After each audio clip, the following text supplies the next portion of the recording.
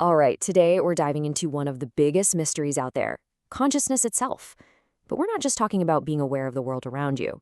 We're talking about that fundamental feeling of being a self. And we're going to explore what happens when that feeling gets completely taken apart. So let's just jump right in with the big question, the one that's really pushing neuroscience to its limits. What actually happens to your mind when that sense of your body, your memories, that little voice inside your head, what if all of that just dissolves, but you're still aware? Well, scientists actually have a name for this, deconstructed consciousness. You can kind of think of it as the most basic, stripped-down version of awareness possible. They call it a minimal phenomenal experience. It's like pure consciousness without all the usual furniture, like thoughts, your identity, or even your senses. Now, being able to study this reliably, that's been a massive challenge. Well, until now. And that brings us to this incredible tool that scientists are starting to use. It's a unique and really powerful psychedelic called 5-MeO-DMT. But look, researchers aren't looking at this recreationally. For them, it's a precise pharmacological tool, a way to get a rare peek under the hood at the machinery of consciousness itself. So you might be asking, why this one in particular? Well, it really all comes down to one thing, speed. When it's inhaled, the effects kick in within seconds. And they're pretty much over in about 30 minutes. Now, for a researcher, this is an absolute game changer. It means they can actually induce, study, and measure these incredibly profound states all within a single, manageable lab session. That's huge. Okay, so what did they actually find?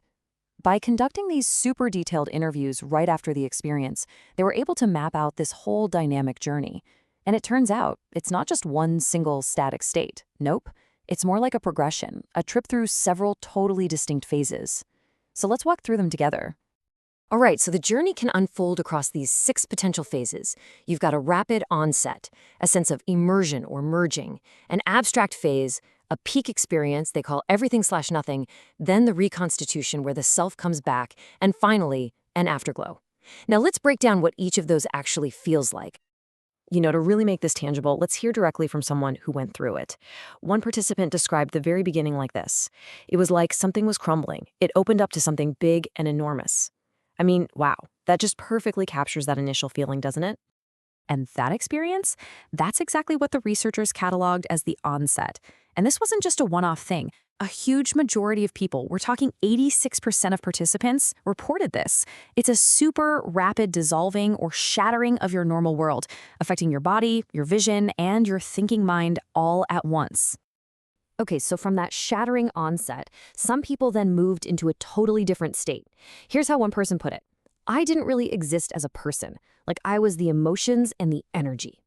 You can just feel it, right? That boundary between you and what you're feeling just completely disappears. This is what they call the immersion phase. Your awareness of the room just fades away, and it's replaced by these incredibly intense, raw feelings. But here's what's so fascinating. These emotions are sometimes depersonalized.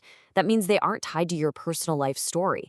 It's not your joy about something that happened yesterday. It's just the raw experience of joy itself. Pretty wild. Now, this table is just a brilliant summary of the whole process. Check it out. It tracks 2 key parts of what makes you you. The embodied self, that's your physical sense of being in a body, and the narrative self, which is your life story, your identity. Just look at the pattern.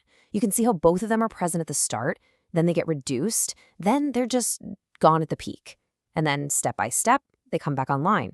It's literally a temporary dismantling and rebuilding of the self.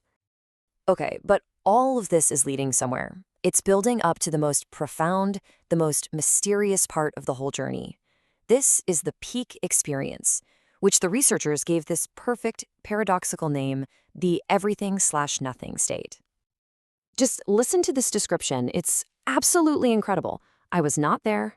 I was everything. There was no controller or observer. I had a glimpse of the wholeness. You see, that kind of paradoxical language is the only way people could even begin to describe what this was like. And what's so remarkable is that in this state, which, by the way, nearly a third of the participants experienced, everything we associate with normal consciousness is just gone. No space, no time, no thought, no self. And yet it's described as both an empty void and a whole containing everything. This right here, this is the very essence of a deconstructed consciousness. I know this all sounds really philosophical, right? But what was actually going on inside their brains while this was happening? So the researchers used EEG to measure brainwave activity. And this is where we shift from what people said they felt to the hard data. And honestly, this is where it gets really, really exciting. Because if we can see what the brain is doing when the self is offline, we can finally start to figure out how the heck it's built in the first place. And here it is. This is what they saw. These maps show the brain's electrical activity, and all those blue areas, that's where there was a huge drop in power compared to a normal baseline state. To get specific, they saw this big global reduction in alpha brainwaves and also a drop in beta waves towards the back of the brain. So what does that actually mean in plain English? Well, think of alpha waves as sort of the brain's idling rhythm. They're super important for filtering information and maintaining our big picture models of the world, including our model of self. So seeing those alpha waves drop so dramatically suggests that the very systems that construct and maintain our sense of a stable self simply went quiet. But this study revealed something else, something that might be just as important as the brain data. It pointed to a really fundamental challenge in how we even study consciousness. It looks like our scientific tools, well, they might be struggling to keep up with just how rich and complex our inner experiences actually are. Just take a look at this. See those messy charts at the bottom? That's the data they got from standard check-the-box questionnaires. The scores are all over the map. Even for the people who had that super profound everything/nothing experience, those are the black dots, the data doesn't really show it. Those simple questionnaires just completely failed to capture the dynamic journey that the interviews revealed. And what this really tells us is that our standard tools are just not cutting it. A static, one-size-fits-all questionnaire completely missed the nuanced, dynamic journey. It's a huge wake-up call, really. It shows that if we're ever going to truly map the landscape of consciousness, we need better methods, like the super in-depth interviews they used here. This is a call to action for the entire field to develop more sensitive tools to explore our inner worlds. And all of this leaves us with a pretty mind-bending final thought. If this research is right, and the self isn't some solid, permanent thing, but more of a process that can literally be taken apart and put back together, then what exactly are we rebuilding every single moment we're awake? The answer to that could reshape our understanding of everything from meditation to mental health, where those rigid stories about ourselves can often be the source of so much suffering.